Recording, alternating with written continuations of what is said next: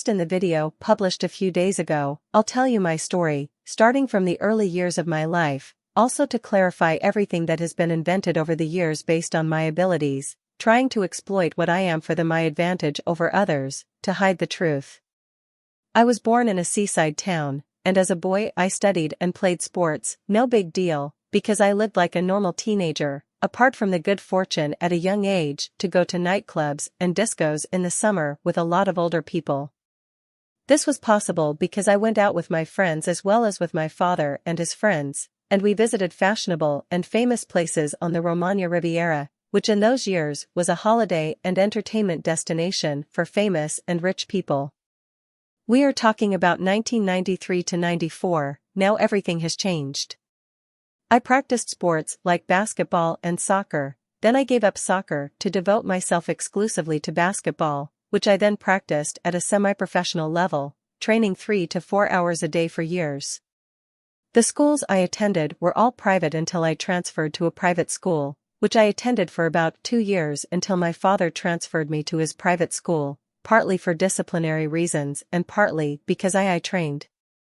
After graduating in accounting in 1996, I started working in my father's company, which ran several schools throughout Italy, where I took on an administrative role. Sure, the first few years were a learning curve like any other, because you don't learn anything from scratch or by thinking about others, but purely imaginative methods with theories developed by many, as I mentioned in the first video.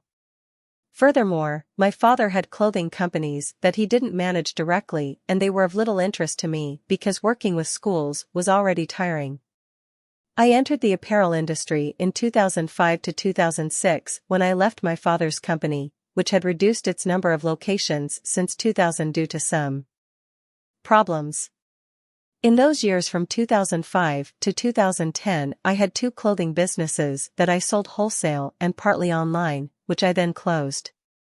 During that time I developed a project that concerned the enhancement of the area through clothing, with links to tourism and other recreational facilities already existing in the area. I submitted this project, but never received a response, or some time later I saw people bragging in the papers that they had the brilliant idea for this thing, but unfortunately they were related to the people I had entrusted the project to before. In the debut video, you already partially know what happened, but a few years later, they developed the project further, but something was not like the original plan. Also because in 2010 I closed the clothing company and had another job, until 2012, where the whole story and the discovery began. This is only a second introduction of my past, just to make you understand where I learned certain things that I have been trying to hide since 2012.